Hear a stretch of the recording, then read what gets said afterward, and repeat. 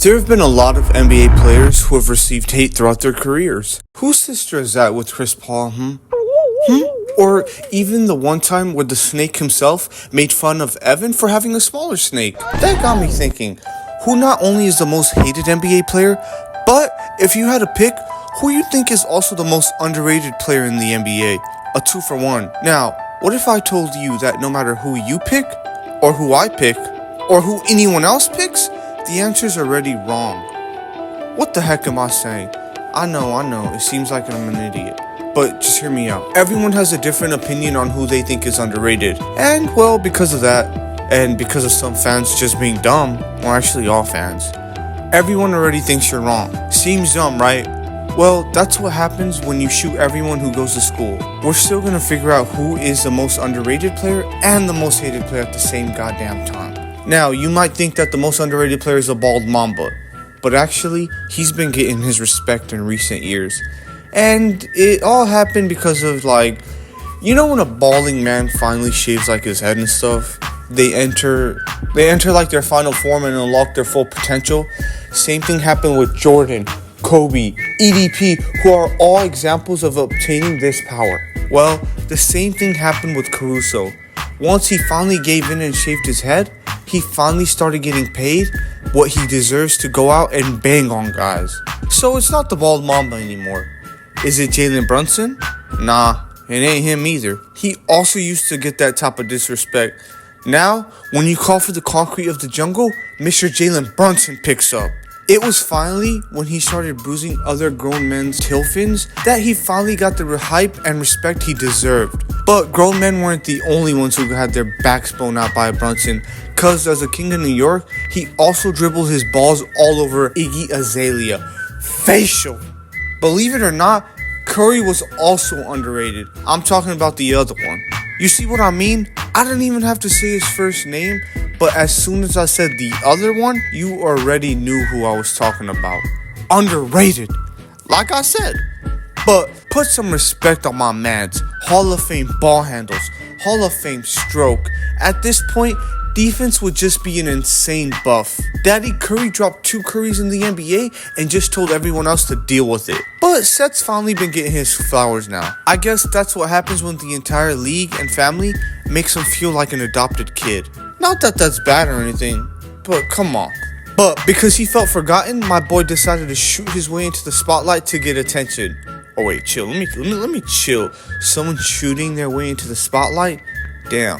We Americans really have a hard time learning from our mistakes, man. One school shooting wasn't enough. Anyways, who the heck is the most underrated player that I was even referring to? Well, the thing is, not only is he underrated, but he's actually the most hated NBA player right now. Exactly. The fact that you already know who I'm talking about, that makes my point. To be the most hated, you can't simply just have a few enemies. You gotta be so dang disliked that every single fan base, including your own, hates you. Look, being loved by your teams or your fans is like a fart. If you have to force it, it's probably shit. And you gotta complete the final step, which is defeating the final boss. Give me a kiss, Draymond, give me a kiss! Follow my podcast first. Now, while Donkey Boy has received a lot of hate in the past, even with all the heebie-jeebie skippity skoo that Draymond does, at least he never went at Lil Pookie Bear. Brooks has easily passed him up on the list. That man has a whole different level of hate, as teams literally have a bounty on his head. Bro has a rivalry with the face and the most popular guy in the NBA. Do you know how dumb that is? And because LeBron happens to be one of the best players on the planet, he can razzmatazz hop diddly do all over Dylan Brooks. But it doesn't end just there. Cause when you're Braun and have a 7-foot glass tower that backs you up, well, whee! Bob, get that shit out of here. Even with all the tomfoolery that has fired back at Brooks, this man still hasn't learned his lesson.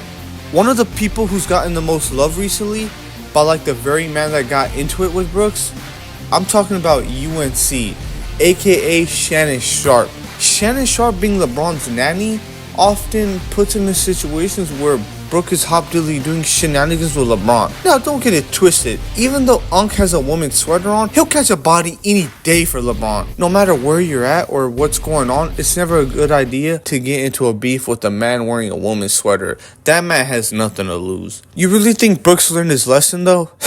Funny, the entire league has taken turns giving it to Brooks. Curry facialed him before he even had the chance to open his mouth, and then his splash brother Klay Thompson did the same thing, except he took the time to celebrate all over his body. Joel Embiid was placed on the planet for one reason and one reason only, and that's to troll him to get under people's skins. So when Brooks gave him the chance to troll him, what do you think Joel did? Brooks isn't just federal with this Lindy do diddly do shenanigans. He got hated on overseas. What he on the ground for? Get that boy a map. This man successfully achieved getting more hate than the metric system receives overseas. His hate even extended to his own home country when his Canadian brother Jamal Murray found a way to get his licks in. God damn it, Brookie, you got me in a pickle right now. F it, I'm chucking this mother. Hooray! If it wasn't for the Aquaman, Brooks would have 0 friends on this planet. The most unlikely duo, as you have to have like the most hated along with the most loved and wholesome person. Now, they probably should have beef with each other due to mixed interests, but they've managed to put that all aside and actually make for a good duo. Well, kinda. As Brooks is like the little brother who picks the fights because he knows his bigger brother is the biggest kid on the goddamn block. But this has just been a business relationship because make no mistake, Aquaman got his licks on Brooks too. There's been times when Steven Adams tried to delete Brooks off the face of the planet before he got a chance to do his tomfoolery on the league. For now, Brooks picks the fights while Adam backs him up. It's a win-win for everyone.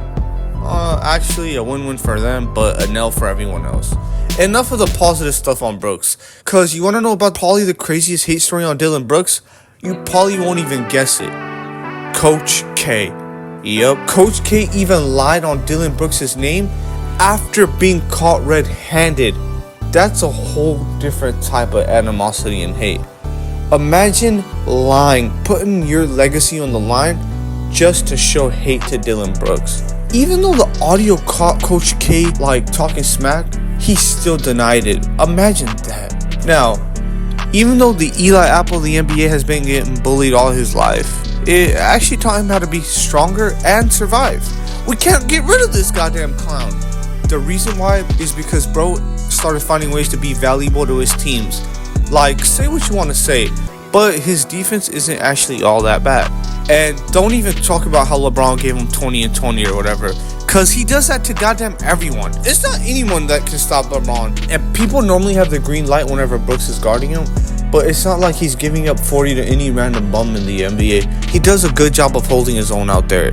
Whenever we think of Dillon Brooks as 1 minus 1 equals 0, what the heck am I talking about? Well, just like a roach, the more you try to get rid of him, the more he finds a way to keep coming back. Both started a TikTok dance trend and started getting the smoke that Draymond Green was getting to make him even more famous. Regardless of what you want to say about Brooks and all the hate he gets, he's not even close to being the trash can that everyone makes him out to be.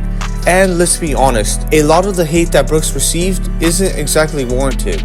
What am I even talking about? Well, Brooks talks a lot of trash to other NBA players, right? So does like most of the rest of the NBA. I feel like this is just another Draymond Green type of cycle, where he gets a lot of hate and whatnot in the beginning. This is his villain arc, but as the time goes on, he starts to get more appreciated. Plus, we can't always have the lover or like the nice guys. You gotta have a villain to mix it up, which makes it even more fun. Like, for every Batman, we need a Joker, and that Joker happens to be Dillon Brooks, which makes things even more entertaining. Actually think about that. Even though everyone in America hates Dillon Brooks like he owes us oil, I feel like he actually makes the NBA more entertaining, and that's gotta mean something, right?